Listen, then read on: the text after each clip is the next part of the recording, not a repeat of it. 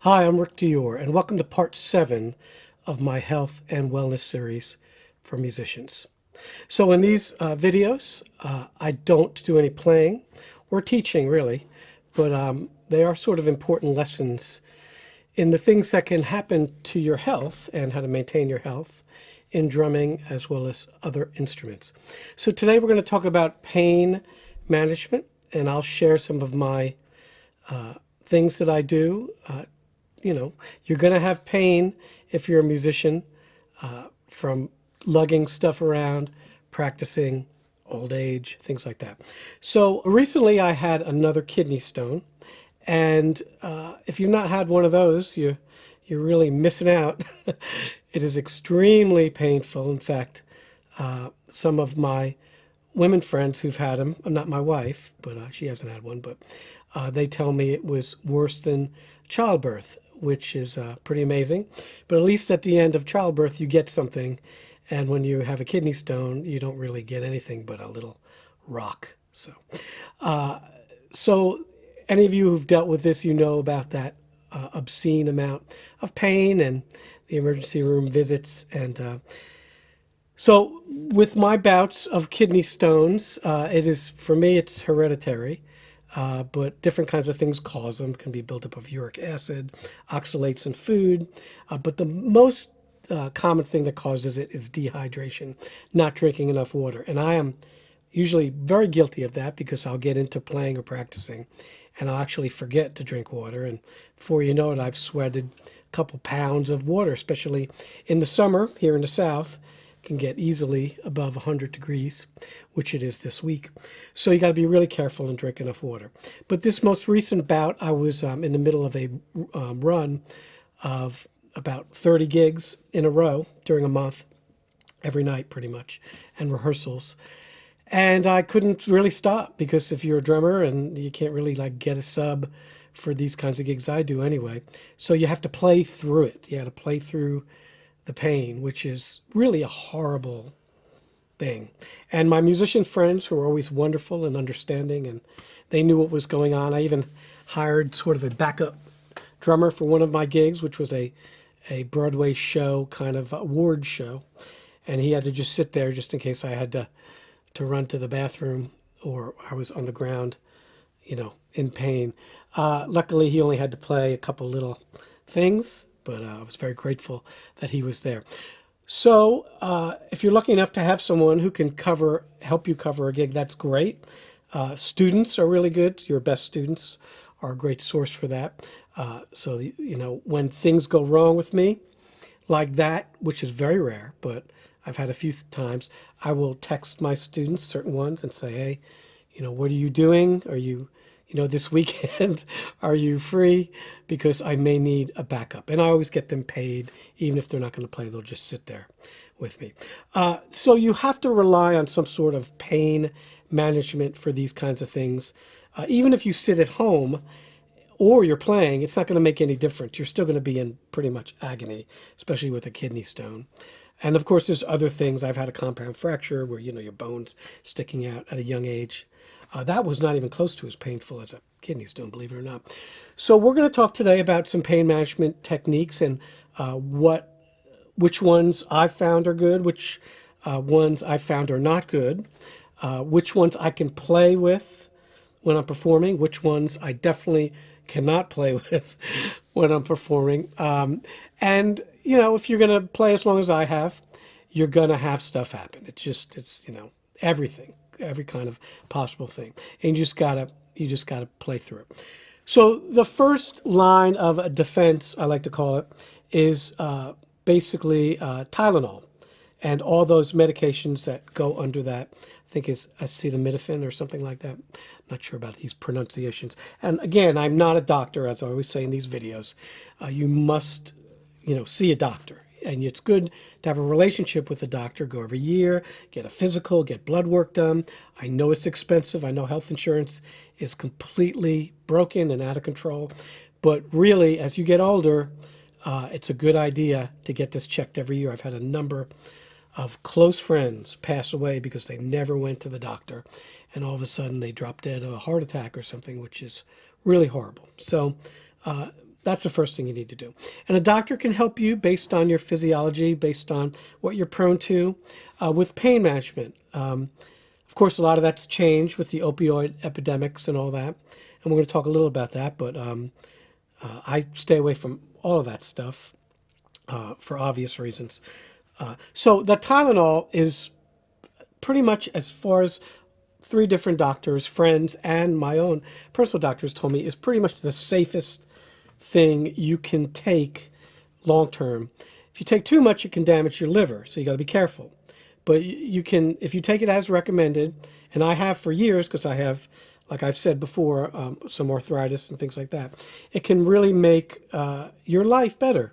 So you can play gigs and you can practice and you can enjoy yourself. And I've been taking that medication for years and years and years and years, and I've not had any problems. I get checked every year, my blood work, everything, and it's fine. So I trust my doctors because they're experts, right? So I know that a lot of you go online and you read stuff like that. That's great. I go online too, you know.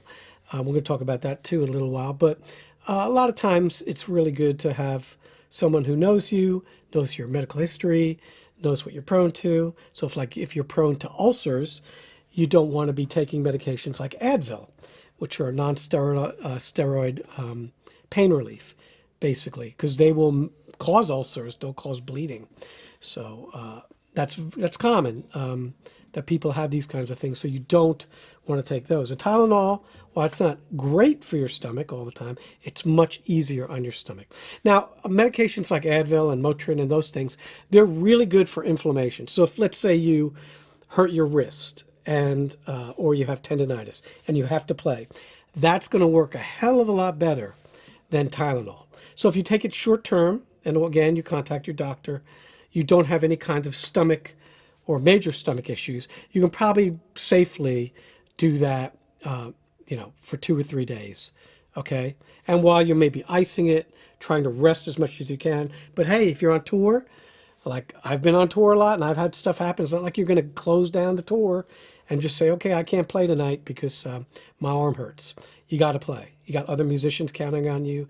You've got a road crew counting on you. Got lots, sometimes hundreds of people. So you've got to play through it. Unfortunately, that's just the way it is. Almost like athletes, all right? So Tylenol is great for everyday pain management. You can also take aspirin, but if you have diseases like asthma and things like that, you can't take aspirin. Aspirin is good for a lot of things, heart conditions, things like that. So again, talk to your doctor about it. There's other long-term sort of non-steroidal medications that you can take. Again, if you talk to your doctor, they will talk to you about these. Naproxen is one that lasts longer than Advil. It'll last, 12 hours at a time. But again, you've got to be careful you don't take too much of this stuff. It could really mess up your stomach bad. So please be careful with that. So stronger things are the steroids. So like cortisone. Sometimes when people injure themselves, they have sort of chronic tendinitis. You can get an injection in the site with steroids. I've never done that. I am afraid of doing that personally. But if I had to and I couldn't play at all and it was the last resort, I'd probably do it. I've never gotten to that point. But and a lot of friends have had that done and it really helps. The thing about taking those medications long term is they can cause lots of problems with your bone density, osteoporosis, things like that. So you don't want to be taking long-term prednisone orally or having it injected, too much. All right. Inhaled steroids, corticosteroids for things like asthma and stuff are supposedly safer. I've been taking those for 30 years now, and I'm still here. I can still talk, and usually I can sort of think straight. So I think they're okay. But again, the pill form, you can't take it long term. So things like kidney stones, things that are just unbearably painful, where you're just doubled over and you can barely deal with it. The way a kidney stone works is a stone will form in your kidneys for different reasons. Could be uric acid, could be high oxalate. You can get the stone analyzed once you pass it. Hope you do. But it could sit there for years, and then all of a sudden one day you wake up, or you feel the sharp stabbing pain, like there's someone down there with a knife, and you run a fever, and you'll start vomiting, and it's time to go to the emergency room. At that point, you cannot function, and you'll go in there, and they'll give you an IV of fluids and also pain relief, which is pretty amazing because it's like the happiest moment of your life when that pain goes away. But it's going to come back, but at least you can get a CT scan, which is a very reliable form. You can get an ultrasound or an x-ray, but CT scan is sort of the gold standard for seeing that stone. You see where it is. And it's going to make its way through your urethra, I think that's what it is, which is a very thin tube that connects the kidneys to the bladder. I'm not a medical doctor, so hopefully I won't get this wrong. And it's got to pass through there. That's the most painful time. That's usually when you're in the emergency room. And then it's in your bladder. And then, hey, you're almost home free. Then you got to pass the kidney stone out of your body. If you're lucky enough and you have maybe up to a 6 millimeter stone, which is pretty damn big, you can try to pass that. Mine have been 4, 5, and 6. I think the last one was almost a 6. I was able to pass all of them, thank God. But there's things that they can do. They can break it up with a sonic wave machine that is pretty involved and expensive and can theoretically cause some damage to your kidneys possibly. So I've always waited as long as I possibly could to try to pass this thing and just chug massive amounts of water and lemon juice, not lemonade, you don't want the sugar, but just fresh lemons in water and just massive amounts. And you just gotta try to clean out. There's medications you can take, like a Flomax thing, where I think that's what it's called, where it relaxes everything down there, and you can just, pee it out, basically. It works differently, obviously, for men and women. I don't know if it's any less painful, but for men, I think it's one of those things that is a little scarier for obvious reasons. And eventually, hopefully, you will pass it. I passed this last one a couple weeks ago. We were playing the soundtrack to the movie Jaws with the orchestra, and I passed it during that. I had to, luckily in that particular movie, there's a lot of downtime. So I ran to the bathroom a few times, and hallelujah. All right. But it did take about a month to pass, and periods of intense pain and not so much. So that's that kind of pain, and you've got to play through it because it can go on for a long time. It can go on for a couple months. You've got to manage that pain. So that's when the doctor comes in and you work on a pain management strategy for these kinds of things while you're still performing. Okay? And once again, you can sit home, but it's not going to get any better. All right? Other things that help, hot compresses, baths are great for that. But again, drinking a ton of water is really good. All right. So hopefully none of you will ever, or I know some of you have, of course, it's very common, will ever have to deal with a stone, a bladder stone, kidney stone, gallstones, things like that. But it is bad pain. I'll tell you something really funny here. It wasn't funny at the time, but last time I was in the emergency room, my wife dropped me off and I was in so much pain, and she was parking the car and going to come in and sit with me. And there's always a policeman in the emergency room, and I was just like, man, can you just shoot me? And I wasn't smiling. And he goes, no, it's too much paperwork. I don't want to do that. And that actually, believe it or not, that made me laugh, even though I was pretty much dying there. So just kind of popped into my head. So the pain relief that you're going to use for things that are not that painful, like a kidney stone or whatever. I mean, of course, if you break your arm, you're not going to be playing the gig, maybe with your left hand or your right hand. I haven't done that, thankfully. I did, like I said, have that compound fracture when I was younger.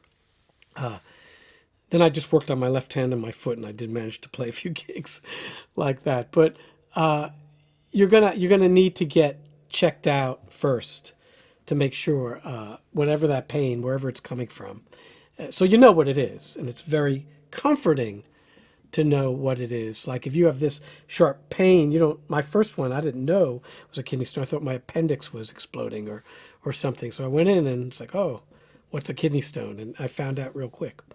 And once you get one, you're probably going to get more. So you got to have a plan. So I have a little kit that I have that I carry with me. It's a little bag, and it's got Tylenol, it's got Advil, it's got a few other things that are prescription, just in case. Now, we talked earlier about the real strong stuff like oxycodone and all Percocet. I can't take that stuff. For me, it really messes with my ability to do anything. So, like, I've tried to actually perform. I actually start seeing like double and weird stuff, and I don't like it. And actually, it doesn't really do anything compared to naproxen or other things for my pain like that. And it's extremely addictive, so I hear.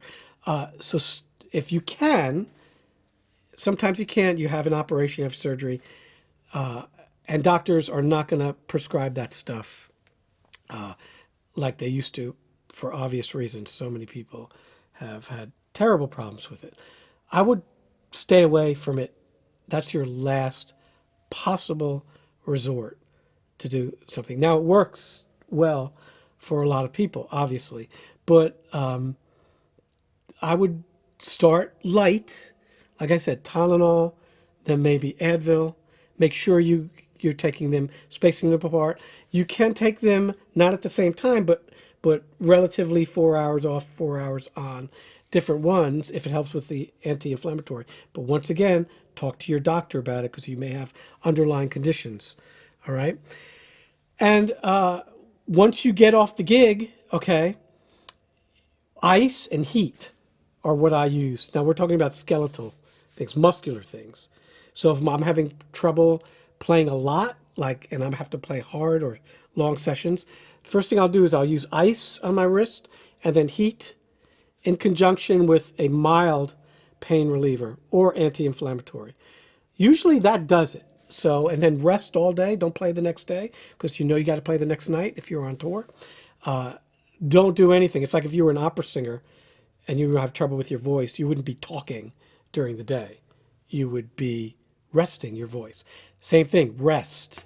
Baths, like I said before, are great. Hot showers are really good, okay? The problem isn't in your legs, walking is really, really good.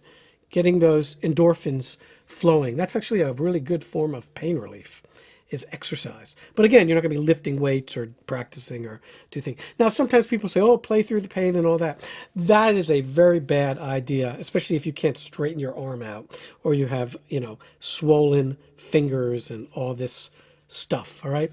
Don't do that. Rest. It's okay to rest, all right? You don't need to practice every day. You can take a couple weeks off. It might be good for you. Sometimes it's good for your brain to clear. Like after you clean your fish tank and it's all cloudy, you come back an hour later, it's sparkling clear. That's how your brain works too. So if you take a week off and you don't play at all, let your body rest, read some books, you can watch some videos, you can whatever, just chill and give your body a chance to heal. All right? But again, having a plan ahead of time for this stuff, so because things are going to creep up, especially on the road or when you're the most busy is when these things happen, usually because you're the most stressed out. And stress causes pain. It causes your body to break down. It causes all kinds of things. All right, so you've got to have a plan in advance. And that's why I'm doing this video, to let you know, because I've run into these things lots and I'm able to get through them. I didn't cancel any gigs. Maybe I should have, but I still performed well, I think. And got through it, and now I passed it, and that day is a great day, and hopefully, I'll drink enough water. Now, that's the last thing we're going to talk about today, is a lot of these kinds of problems with your muscular system, not your skeletal system necessarily, but your stomach and your digestion, can be solved by keeping hydrated. And as drummers, especially when we're playing under hot lights or outside in the sweltering heat, we get dehydrated really, really, really fast. And you don't even realize it when you're dehydrated. There's certain signs, obviously heat stroke, when you're get dizzy or sick and stuff. That's extremely dangerous. So try to drink enough water every day. I have this giant water bottle my daughter got me, and it's basically I drink 2 of those a day, especially now with the kidney stone and all that stuff. You can put some lemon in it. Like I said, squeeze lemons, not sugar. Stay away from a lot of sugar. Sugar is a killer, especially as you get older. It causes diabetes, causes all kinds of problems, and you don't want to go there. Okay, lots of musicians, lots have those kinds of problems with diabetes, especially. And I'm sure you guys have all heard the stories of famous musicians who've had to stop playing, have had limbs cut off, and all this horrible stuff. But just drink water every day as much as you possibly can, especially when you're practicing your sweating, because that sweat, that needs to be replaced, okay? You can do Gatorade and all that stuff. I don't do that because it's got too much sugar. So I'm just, the electrolytes and all that are good, but I'm just drinking water with lemon, fresh lemon squeezed in there. And that's it. That's all I drink. I don't drink anything else anymore. Now, the other thing is alcohol. I do not drink alcohol anymore. I know I'm a party pooper. I stopped drinking alcohol when I was about 30 years old. I don't drink at all anymore. I used to drink some wine and all that. It's okay if you want to have a few beers, obviously. Who am I to tell you what to do? But alcohol is definitely will dehydrate you. It's dangerous for lots of reasons, as you all know. And it causes all kinds of problems in your performance that you're not even aware of. Because, hell, if you're all lit up and buzzed, you think you sound great. So take it easy on the alcohol, especially when you're performing. If you want to have a glass of wine, beer, whatever, that's great. You do that. But be careful on the gig. I know everybody tells you that. I don't want to be your nagging wife, child, or mother, but be careful with that. I've seen lots and lots of friends have issues with that. So I hope this helps a little personal kind of video here. But if I can help people with this and let you know what I've gone through and things that I do to solve it and what to avoid, I think that's a good thing. And, let me know your stories. I always enjoy reading your comments, and we'll see you next time.